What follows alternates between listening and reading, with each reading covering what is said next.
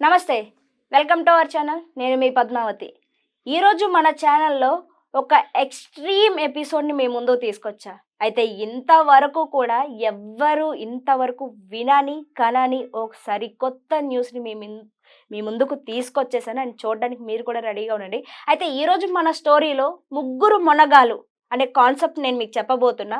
మీరు కూడా చూసి ఆస్వాదించి తప్పెవరిది ఒప్పెవరిది అని చెప్పే ఆప్షన్ మీకే వదిలేసా. కింద కామెంట్ బాక్స్ రెడీగా ఉంది మీకోసం. మీ కామెంట్స్ కోసం కామెంట్ బాక్స్ ఓపెన్ చేసే ఉంటుంది. సో మీ అభిప్రాయం ఏంటో ఖచ్చితంగా దాంట్లో షేర్ చేసుకోండి. అయితే ఆ ముగ్గురు మొనగాళ్ళు ఏంటి ఆ కథ అనేది ఇప్పుడు మనం ఇంకా స్టోరీలోకి వెళ్ళిపోదాం. అయితే ఈరోజు మనతోని దీని గురించి మాట్లాడడానికి ప్రముఖ ఆధ్యాత్మికవేత్త మరియు జ్యోతిష్య పండితులు డాక్టర్ ముల్లపూడి సత్యనారాయణ గారు ఉన్నారు. ఆయనతో మాట్లాడి ఆ ముగ్గురు మొనగాళ్ళ స్టోరీ ఏంటి, అసలు దాన్ని చెప్పడానికి గల కారణం ఏంటి అనే దాని పూర్తి వివరంతో తెలుసుకుందాం. మీరు కూడా చూసేసేయండి. నమస్కారం గురుగారు.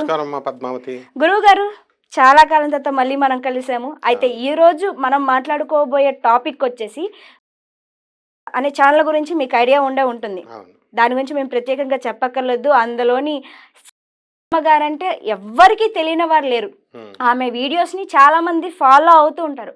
అసలు ఆమెపై మీ అభిప్రాయం ఏంటి? ఆమె అమాయకురాలు, తర్వాత చక్కగా దేన్నైనా సరే ప్రశ్నించేటటువంటి ధైర్యం ఉన్నటువంటి వ్యక్తి. అలాగే కొంతమంది పాపం ఈ మధ్యకాలంలో ఇన్స్టిగేట్ చేయడం వల్ల, ఆమెను రెచ్చగొట్టడం వల్ల, స్త్రీ అవడం వల్ల దూరాలోచన లేకుండా, ఫోర్ సైట్ అంటే ముందేంటి అన్నది లేకుండా మామూలుగా కొన్నిసార్లు మాట్లాడిన మనసు మంచిది. సంఘ సంస్కరణ చేయాలని, సొసైటీని రిఫార్మ్ చేయాలని, సొసైటీని రెనోవేట్ చేయాలని, తర్వాత అందరితో కలిసి ఆమె ఈ ఆధ్యాత్మిక ప్రపంచంలో ఆర్ష సంస్కృతి పునర్వైభవాన్ని, ఆ తర్వాత సనాతన ధర్మ పునర్వైభవాన్ని తీసుకురావాలని చెప్పి ఇప్పుడున్నటువంటి ప్రముఖమైనటువంటి ఆధ్యాత్మికవేత్తలందరితోనూ కూడా ఏకత్రాటి మీద వెళ్ళేవారు. అయితే కొంతమంది చెడ పురుగుల వల్ల ఆమె మరి ఆమె అనాలోచితంగా కొన్ని వ్యాఖ్యలు చేశారు అనేటటువంటి వదంతులు మీ ద్వారా, మీడియా ద్వారా, ఇతర మిత్రుల ద్వారా మనం వినడం జరిగింది. అయితే ఆమె అలా ఎప్పటికీ కూడా పర్సనల్గా చెయ్యదు అని నాకు నమ్మకం. ఎందుకనంటే ఆమె పాపం అందరి మీద చాలా గౌరవం ఉన్నటువంటి వ్యక్తి. చూద్దాం మరి ఆమె చేసిన వ్యాఖ్యలు అయితే దానికి కాంట్రడిక్షన్గా ఉన్నాయి, వ్యతిరేకంగా ఉన్నాయి. మీరు చూపించిన వీడియోలు, మీరు చెప్పినటువంటి ఇవి చూద్దాం మనం. మరి అంతలాగా అందరితోని ఇంత మంచిగా నడుచుకునే ఆమె ముగ్గురు మొనగాళ్ళు అంటూ పాయింట్అవుట్ చేసి మాట్లాడింది. ఎందుకని మాట్లాడింది అంటారు? అయితే గారు ఏం మాట్లాడినా కూడా చాలా క్లారిటీగా దానికంటూ అన్నీ కరెక్ట్గా ఉన్నాయంటేనే నేను మాట్లాడతాను అని ఆమె చాలా వీడియోస్లో కూడా చెప్పింది. మరి అంత పర్ఫెక్ట్గా ప్రూఫ్స్ ఉంటేనే మాత్రమే మాట్లాడే ఆమె ఒక వర్డ్ అంది. అయితే ముగ్గురు మొనగాళ్ళ కథను నేను చెప్తాను. అయితే అందులో మొదటి మొనగాడు గరికిపాటి, రెండవ మొనగాడు వడ్డపత్తి పద్మాకర్ రావు గారు, మూడవ మొనగాడు నండూరి శ్రీనివాసరావు గారు అంటూ ఆయనవి ఇమేజ్లు కూడా వేస్తూ మనకి పేర్లు అయితే వీడియోలో చెప్పబడలేదు ఎక్కడా కూడా. బట్ వాళ్ళ వీడియోస్ వేసి వాళ్ళ లైఫ్ స్టోరీస్ గురించి మాట్లాడింది ఈమె. అయితే ముగ్గురు మొనగాళ్ళు అని ఎందుకు అన్నది అంటారు? అంతలా నొక్కి ఆమె అన్నది కారణం ఏమై ఉంటుంది అంటారు? వీళ్ళంతా ఫ్రెండ్సే. అయితే ఎందుకంటే ఆధ్యాత్మికతను ఒక త్రాటి మీద తీసుకెళ్లేటప్పుడు ఒక తెలుగు స్పిరిచువల్ ఫీల్డ్ అంతా కూడా ఒకటే. వీళ్ళకి ఏంటంటే నమ్మకము అనేటటువంటిది భక్తులు గురువుల పైన ఏర్పాటు చేసుకుంటారు. ఆమె కూడా ఒక గురువే, వాళ్ళందరికీ చాలా విధేయురాలైనటువంటి గురువే. కానీ ఆమె దగ్గర ఉన్నటువంటి ప్రత్యేకత ఏంటంటే తప్పును తప్పుగా ఎత్తి చూపిస్తుంది, ఒప్పును ఒప్పుగా చూపిస్తుంది. ఇది కొంచెం ఆమెలో ఉన్న ఎక్స్ట్రాడినరీ లక్షణం. అలాగని ఎవరిని కూడా మరి నాకు తెలిసి చెడుగా చెప్పదు, చెడుగా అనదు.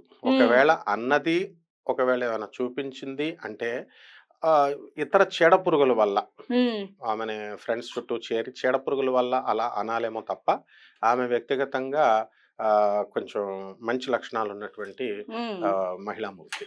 అంటే ఆమె వ్యక్తిగతంగా అనదు అని అంటున్నారు. చీడ అలవాట్ల వల్ల, చీడ స్నేహం వల్ల అనవచ్చు అని అంటున్నారు.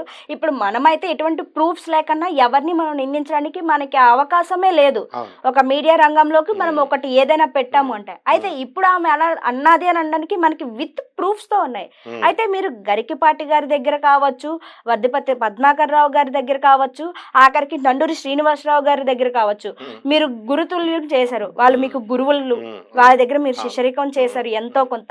అయితే మీరు గరికపాటి గారితో మీకున్న హ్మ్. అనుబంధం కానీ, ఆ పరిచయం గానీ, హ్మ్. మీరు ఎంతో కాలం నుంచి మేము అవును. ఆయన దగ్గర శిష్యరికం చేశాము అని హ్మ్. చెప్పుకుంటూ హ్మ్. వచ్చారు. అయితే ఈమెమంటుందంటే, హ్మ్. వాళ్ళ అన్న భార్యని హ్మ్. లేపుకు వెళ్ళిపోయి ఈయన పెళ్లి చేసుకున్నాడు. హ్మ్. అన్న భార్యని అని అనేసి ఈమె నొక్కి నొక్కి చెప్తుంది. హ్మ్. అసలది వాస్తవమే అంటారా? ఆయనకి రెండో పెళ్లయిందన్న విషయమే మనకి ఇంతవరకు కూడా ఎవరికీ తెలియదు. హ్మ్.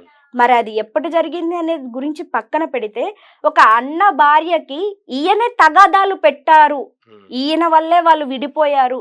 ఈయన లేపుకెళ్ళిపోయి పెళ్లి చేసుకున్నారు. ఎప్పుడైతే అలా చేసుకున్నారో, హ్మ్. కుటుంబం కూడా వెలివేసింది వీళ్ళని అని చెప్తుంది. అది వాస్తవమే అంటారా? అసలు మీరాయన్ని ఎంతో దగ్గరగా హ్మ్. చూసారు. ఆ! ఆయనతో పరిచయం ఉంది. అనుబంధం కూడా హ్మ్. ఉంది మీకు. ఆ! అసలు మీ అభిప్రాయం ఏంటి ఆ ఓట్స్ మీద? అవన్నీ అవాస్తవం. హ్మ్. గురువుగారు నాకు 40 సంవత్సరాల నుంచి మేము స్టూడెంట్ ఏజ్ అప్పటి నుంచి మా గురువులతో ఆయన హ్మ్. తిరిగేవారు. గురుదేవులైనటువంటి శృంగేరి భారతీ తీర్థ స్వాముల వారు మామిడాన్న శేషగిరిరావు గారి ఆధ్వర్యంలో గురువుగారు భారతీ తీర్థ స్వాముల వారు శృంగేరి మఠం ఉంది రాజమండ్రిలో. హ్మ్. సో, దానికి ఇన్‌చార్జ్‌లు మామిడాన్న శేషగిరిరావు గారు దంపతులు. అప్పుడు భారతీ తీర్థ స్వాముల వారు విజయయాత్ర, జయయాత్రకొచ్చినప్పుడు గరికపాటి నరసింహారావు గారు, ఆయన ఫ్రెండ్ తెలుగు యూనివర్సిటీ బేతవాలు రామబ్రహ్మం గారు, ఇంకొక లెక్చరర్ దోర్బల ప్రభాకర్ శర్మ గారు, అలాగే విశ్వనాథ శాస్త్రి గారు, గోపావర్చల విశ్వనాథ శాస్త్రి గారు ఇప్పుడు రాజమండ్రిలో ఉన్నారు. అలాగే పోతుకూచు సుబ్రహ్మణ్యం గారు ఇలా మహా పండితులు ఉండేవారు. మా గురువుగారు పురాణపండి రాధాకృష్ణమూర్తి గారితో మేమంతా వెళ్ళేవాళ్ళం. గురువుగారు గరికపాటి నరసింహారావు గారు చక్కటి ఉపన్యాసాలతో చక్కగా చెప్పేవారు. వాళ్ళ వీళ్ళంతా కూడా క్లోజ్ ఫ్రెండ్స్ కాబట్టి నేను శిష్యుడిగా పురాణపండి రాధాకృష్ణమూర్తి గారి దగ్గర వీళ్ళందరి దగ్గర నేను ఉన్నాను కాబట్టి క్లోజ్‌గా నాకు తెలుసు. హ్మ్. అలాంటివేమీ లేవు. అలాగే ఆయనకి తర్వాత ఆమె ఆయన భార్య అయినటువంటి శారదమ్మ గారు కూడా నాకు తెలుసు. హ్మ్. ఎందుకంటే మేము అనేక సందర్భాల్లో మరి గురుగారు హోటల్‌లో వచ్చినప్పుడు చాలా అపురూపంగా చూసుకుంటారు ఆమెని. హ్మ్. కాబట్టి ఇవన్నీ కూడా ఆయనకు అవసరం లేదు ఇవన్నీ. ఎందుకనంటే ఆయన లెక్చరర్‌గా ఒక వీడియో చూసాం మనం ఈ మధ్య కాలంలో వైరల్ అవుతున్నవి. ఆయనకి లెక్చరర్‌గా ఎక్కడ ఉద్యోగం ఇవ్వలేదు అని చెప్పాడు. హ్మ్. తెలుగు మాస్టర్ పోస్ట్ దొరకదా? శ్రీ చైతన్యలో ప్రిన్సిపాల్‌గా చేశారండి. శ్రీ చైతన్య డైరెక్టర్ వాళ్ళ ఝాన్సీ లక్ష్మీబాయి గారు, తర్వాత సిబిఎన్ రావు గారు మొన్న చనిపోయినటువంటి ఆయన. వాళ్ళంతా కూడా నాకు మా రూట్స్ నుంచి మేము వెళ్ళినవాళ్ళం. మేమంతా వాళ్ళ దగ్గర శిష్యరికం చేసి స్టూడెంట్స్‌గా ఉన్నప్పుడు క్లాసులు చెప్పినవాళ్ళం. అంటే తెలుగు మాస్టర్ పోస్ట్ ఎందుకు రాదు? అసలు సబ్జెక్టే లేనటువంటి వాళ్ళకే తెలుగు మాస్టర్ పోస్ట్ వస్తుంది.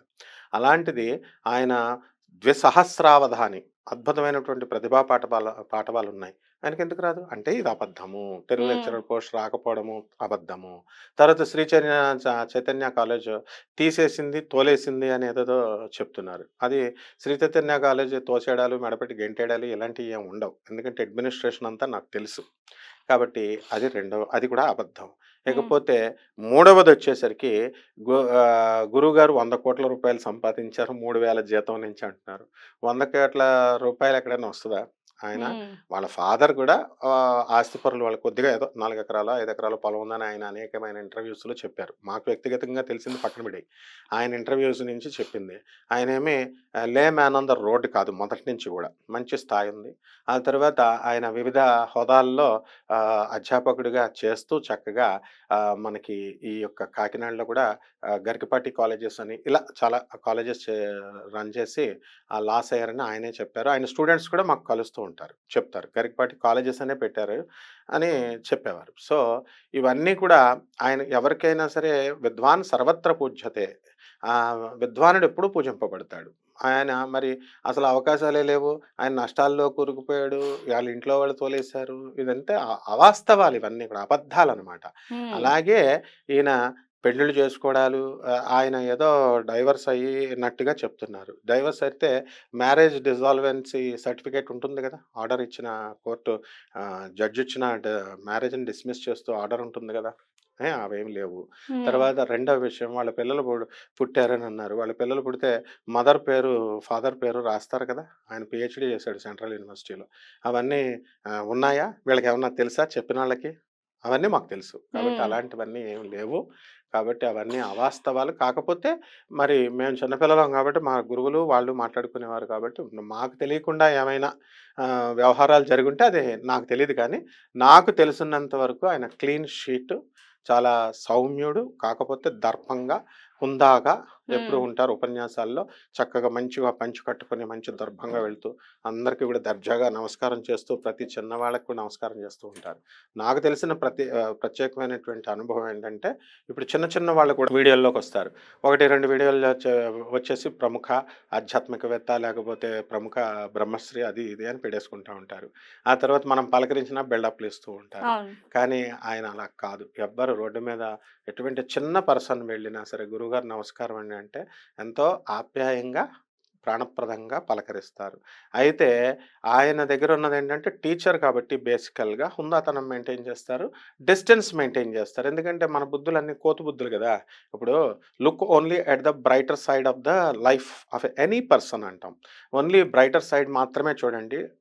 మనకు డార్క్ సైడ్ అనవసరము అని మనకు తెలుసు. మరి మనం చూస్తున్నామా? కాబట్టి గురువు దగ్గర మనం నేర్చుకోవాల్సిందేంటి? విద్య నేర్చుకోవాలా, ఆ తర్వాత సంస్కారం నేర్చుకోవాలా, ఆత్మవిశ్వాసాన్ని నేర్చుకోవాలా. అంతేగాని బ్రైటర్ సైడే చూడాలి. ప్లస్ ఇంకోటేంటంటే అన్నిట్లకంటే దారుణమైనదేంటంటే, ఆ యొక్క వీడియోలో ఆత్మహత్య చేసుకోవడానికి ఒకానొక దశలో ప్రయత్నించారు. అవును. ఆయన కామేశ్వర్ గారు ఆయన మొదటి భార్య వచ్చి రక్షించారు అంటున్నారు. అది కూడా అవాస్తవం. కారణం ఏంటంటే, ఆయనకి ఆత్మహత్య చేసుకోవాల్సినటువంటి అవసరం లేదు. ప్లస్ రెండవది మామూలు ఆత్మవిశ్వాసం కాదాయనది. మామూలు చిన్నగా ఒక టీచర్‌గా స్టార్ట్ అయినటువంటి ఆయన ఆధ్యాత్మిక రంగంలో సామ్రాట్‌గా, చక్రవర్తిగా ఎదిగిపోయారు. ఇప్పుడు ఈ రోజున ఆయన గురించి ఒక వీడియో వస్తుంటే కొన్ని లక్షల్లో, వేలల్లో, ఖండాంతరాలలో చూస్తున్నారు కానీ, ఒక్కళ్ళు కూడా బ్యాడ్ కామెంట్ పెట్టట్లేదు. వీళ్ళు ఎంత అసూయతో, ఎంత ద్వేషంతో పెట్టినా. కారణం ఆయన ప్రజారంజకంగా, ఆయన ప్రజల హృదయాల్ని దోచుకున్నటువంటి శ్రీనాథ కవి సార్వభౌముడు, ఒక పోతనామాత్యుడు. అలాగే ఆయన ఏది చెప్పినా సరే హేతుబద్ధంగా ఉంటుంది. హ్మ్. రేషనలిజం ఎక్కువగా ఉంటుంది. అండ్ లాజికల్ కన్సిస్టెన్సీ ఉంటుంది. తార్కికంగా ఉంటుంది. అండ్ సైంటిఫిక్ అప్రోచ్ ఉంటుంది. సైంటిఫిక్‌గా చెప్తారు. అండ్ మోడర్న్‌గా చెప్తారు గురువుగారు. అండ్ యూత్‌ని, మధ్య వయస్కుల్ని, ఆ తర్వాత వృద్ధుల్ని అందరినీ కూడా ఏకత్రాటి మీద తీసుకొచ్చి వ్యంగ్యంగా, హాస్యంగా, డాక్టర్ నందమూరి తారక రామారావు అభిమాని కాబట్టి ఆయన సేమ్ ఆయనకిలాగే చక్కగా నవరసాలు ఒలికిస్తూ, నవరసాలు పలికిస్తూ ఆయన చక్కగా అందరికీ కూడా జ్ఞానబోధ చేసేటటువంటి మహాజ్ఞాని, మహాగురువు ఆయన. ఇప్పుడు ఈ కాలంలో అందరూ కూడా మాకు మేమే గురువులం, సద్గురువులం, జ్ఞాన గురువులం, సిద్ధ గురువులం, జగద్గురువులం అని పెట్టుకుంటున్నారు. కానీ ఆయన సాక్షాత్తు జగద్గురువు ఆదిశంకరాచార్యుల వారి శిష్యుడాయన. ఎందుకనంటే నాకు తెలిసింది నేను చెప్తున్నాను. నేను స్వయంగా చూశాను కాబట్టి. ఆయన శంకర విజయం, అలాగే జగద్గురు ఆదిశంకరాచార్యులు చెప్పినటువంటి సౌందర్యలహరి, శివానంద లహరి వీటిలతోనే ఆయనకు టైం బిజీగా సరిపోతుంది. ఇవన్నీ నాన్‌సెన్స్ అనమాట ఇవన్నీ గూడా. ఆయనకు అసలు అవన్నీ అబద్ధాలు, అబద్ధాలు, అబద్ధాలు. అంటే అవన్నీ ఏవి అబద్ధాలంటారు? ఆయనకి 2 పెళ్ళిళ్ళు అయ్యాయి అనడం అబద్ధం అంటారా? ఖచ్చితంగా అబద్ధం. ఎందుకంటే వాళ్ళ పిల్లలున్నారు. ఆ! వాళ్ళ పిల్లలున్నారని వీడియోలు వస్తాయమ్మా. వీడియోలు ఏంటంటే ఆర్టిఫిషియల్ ఇంటెలిజెన్స్ అంటే వచ్చిన 2 తర్వాత పెళ్ళిళ్ళు చేసుకోలేదు అంటారు గరికపాటి గారు. మాకు తెలిసి ఆయన ఏది చేసుకోలేదు. అందులో డౌటే లేదనమాట. రెండో పెళ్లి అప్పుడు చేసుకోలేదంటారు. ఉన్నది అన్న భార్యని చేసుకోలేదు చిచి అని అంటారు. అన్న భార్యను చేసుకోవడానికి ఆయన ఆడవాళ్ళందరినీ కూడా, మహిళలందరినీ కూడా తల్లులతో, చెల్లులతో చూస్తారాయన. మరి రెండో అసలు పెళ్లి కన్నెత్తి చూడరాయన. ఓకే. ఓకే. మీరన్నది నాకు నేను అర్థమైంది. చెప్తాను. ఆయన చెప్తా. ఆయన అన్న వదిన్ని అన్నగారి హ్మ్. భార్యని చేసుకోలేదు, వదిన గారిని పెళ్లి చేసుకోలేదు హ్మ్. అంటే హ్మ్. ఆయన గరికిపాటి గారి మొదటి భార్య ఎవరైతే ఉన్నారో హ్మ్. ఆమె అందరికీ సుపరిచితురాలే. హ్మ్. మీకు కావచ్చు, మాకు కావచ్చు, అందరికీ కావచ్చు, ఈ వీడియో చూస్తున్న ప్రతి ఒక్కరికి కావచ్చు. హ్మ్. అయితే ఆమెకంటూ సొంతంగా ఒక యూట్యూబ్ ఛానల్ ఉంది. హ్మ్. దాని గురించి మీకు తెలిసే ఉంటది. హ్మ్. మరి ఆమె ఆ యూట్యూబ్ ఛానల్‌లోకి వచ్చి చాలా సార్లు మాట్లాడింది కూడా. హ్మ్. ఆమె పెళ్లి గురించి కావచ్చు, ఆమె జీవితంలో ఎదుర్కొన్న సంఘటనల గురించి కావచ్చు. హ్మ్. మరి ఆమె ఇంత ఖచ్చితంగా మాట్లాడుతుంది అంటే మనం ఎలా చెప్పగలుగుతున్నారు? ఇప్పుడు మరి మీరు రెండో పెళ్లి చేసుకోలేదు ఆయనకి అయ్యింది ఒకటే పెళ్లి అని మీరు ఎలా ఒకటే పెళ్లి. చెప్పగలుగుతారు? పెళ్లి అంటే ఏంటి? నాతి హ్మ్. చరామి అని. హ్మ్. భార్య అనేది ఎలా ఉండాలా? మన భర్తకి కష్టాల్ని, సుఖాల్ని అందించాల. హ్మ్. భర్త యొక్క ఎదుగుదలని చూడాల. భర్త యొక్క ఖ్యాతిని చూడాల. హ్మ్. భర్త కష్టాల్లో ఉన్నప్పుడు తోడై నీడై పాలై ఉండాలి. ఉమ్, అంతేగాని భర్త పరువులు తీస్తూ రోడ్డు మీద బజారుకి ఈడుస్తూ ఆ తర్వాత ఆయన పరువు తీస్తూ ఇప్పుడు నీకు ఒక స్ట్రైట్ క్వశ్చన్ ఇస్తున్నాను. ఉమ్, ఆయనకి ఇప్పుడు నాకు దగ్గరగా ఆయన 40 సంవత్సరాలు, నా బాల్యం నుంచి 40 సంవత్సరాల పరిచయం. మా ఉమ్, గురువుల దగ్గరికి ఆయన్ని మేము ఎంతో అపురూపంగా చూసుకునేవాళ్ళం. ఆయన్ని మేము ఎంతో గౌరవప్రదంగా మా గురువులే చూసుకునేవారు. ఉమ్. మరి అలాంటి ఆయన ఇప్పుడు ఇన్ని సంవత్సరాల నుంచి ఈ వ్యవహారాలన్నీ కనుక ఆయనకి మధ్యలో కనుక ఉన్నట్లయితే ఇప్పుడే ఎందుకు రావాలి ఆమె?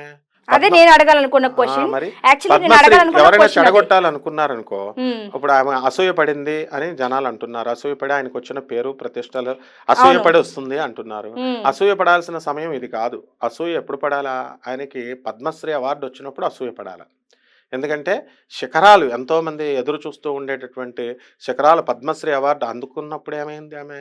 ఉమ్, ఆ తర్వాత అప్పుడు ఎందుకు రాలేదు? అనేక విజయాలు చేస్తూ ఖండఖండాంతరాలుగా ఒక జగద్గురు ఆదిశంకరాచార్యులు వారు ఇది చేసినట్టుగా, పాదయాత్ర చేసినట్టుగా మొత్తం ఖండాలలోనూ ఆయన చేస్తున్నప్పుడు ఒక్కళ్ళైనా సరే ఆయన ఈమె చెప్పగలిగిందా? తర్వాత ఆయన చుట్టూ ఇప్పుడు నేను చెప్పినటువంటి వాళ్ళు ఉన్నారు కదా ఈయన ఫ్రెండ్స్, వీళ్ళల్లో ఎవ్వరు ఒక్కళ్ళు చెప్పినా నా గురువులు బేతవాళ్ళ రామబ్రహ్మం గారు కానీ, పోతుకొట్టి సుబ్రహ్మణ్యం శర్మ గారు కానీ, వీళ్ళు చెప్తే నేను నమ్ముతా. ఉమ్, వీళ్ళు ఆయనతో తిరిగిన వాళ్ళు, ఆయన ఇంటికి వెళ్ళిన వాళ్ళు, ఉన్నవాళ్ళు వీళ్ళంతా కూడా చెప్తే నేను నమ్ముతా. అంతేగాని ఇప్పుడు ఆయనతో రైవలరీ ఉన్నటువంటి ఆయనతో పాటు పనిచేశారు వద్దిపతి పద్మాకర్రావు గారు, తర్వాత ఈ సామ్యవాదం షణ్ముఖ శర్మ గారు, చాగంటి కోటేశ్వరరావు గారు, నండూరు శ్రీనివాసరావు గారు. వీళ్ళకేం తెలుసు? వీళ్ళు మామూలుగా మధ్యలో కలిసినటువంటి వాళ్ళు వీళ్ళంతా. ఉమ్, సో వీళ్ళకేం తెలీదు. ఒక పోటీతత్వం ఉంటుంది, హెల్దీ ఇది ఉంటుంది. వాళ్ళంతా ఫ్రెండ్స్ ఓన్లీ ఒక లిమిటేషన్స్ ఉంటాయి. కానీ లిమిటేషన్స్ లేని స్నేహం చేసినటువంటి వాళ్ళు ఇప్పుడు నేను చెప్పిన వాళ్ళు. ప్రాచీన ఉమ్, కాలం నా చిన్నతనం నుంచి నా కళ్ళతో చూశాను. వీళ్ళల్లో ఎవరు ఒక్కళ్ళు చెప్పినా నేను నమ్ముతా. ఉమ్. తర్వాత మరి ఆమె ఇప్పుడే ఎందుకు రావాలా? ఇప్పుడు ఆవిడ పిల్లలు అని అంటున్నారు. ఆయన అవును. అభంశుభం ఒక తెలియనటువంటి నిమిషం, ఒక గురజాడ, నిమిషం. నేను ఇప్పుడు అడగాలనుకుంటున్నా, నేను ఇప్పుడు అడగాలనుకుంటున్నా. అభంశుభం తెలియనటువంటి గురజాడ వాళ్ళ అబ్బాయి అంటున్నారు కదా, ఆయన ఇప్పుడు డాక్టరేట్ కష్టపడి సాధించుకొని వాళ్ళ నాన్నగారు అడుగుజాడల్లో నడుస్తూ మరి చక్కగా central university, the most prestigious university నుంచి పిహెచ్డిలో గోల్డ్ మెడల్ సాధించి వాళ్ళంతా ప్రెస్ మీట్లు పెట్టి మా గురుగారు అయినటువంటి గరికపాటి నరసింహారావు గారు అద్భుతంగా ఆయన చెప్తున్నారు. మా అబ్బాయికి వచ్చింది, నాకంటే ముందు వచ్చింది, ఇట్లా జోకులతో చెప్తారు. ఆ వీడియోలన్నీ ఉన్నాయి. మరి అప్పుడేమయ్యారమ్మా? అప్పుడు కన్న తల్లి, ఇప్పుడు ఆమె కన్న పిల్లలు మాట్లాడతారు కదా, వాళ్ళమ్మ కాదు అని అంటే పిల్లలకి లేని దురద మనకెందుకు? ఉమ్, నెక్స్ట్ రెండవది తండ్రి, ఇప్పుడు భర్త అయినటువంటి ఆయన పని ఇంత జరుగుతోంది కదా, గురుగారు చూడరా ఇవన్నీ చూస్తూ ఉంటారు కదా, పోన్లే నా పేరుతో ఈ యొక్క యూట్యూబ్ ఛానల్స్ అన్నీ కూడా బ్రతుకుతున్నాయి, రెవెన్యూ వస్తుంది అన్న ఉద్దేశంతో, అంటే మోస్ట్ ప్రెస్టీజియస్ గా ప్రమాణాలను పాటించేటటువంటి యూట్యూబ్ ఛానల్స్ని ఏమనరు. సో మ్యానిపులేట్ చేసినటువంటివి and well articulated and very tampering images అయి ఉంటాయి. అండ్ ఇవేంటంటే ఫ్యాబ్రికేటెడ్ అని మనం చెప్పొచ్చు. ఉమ్. సార్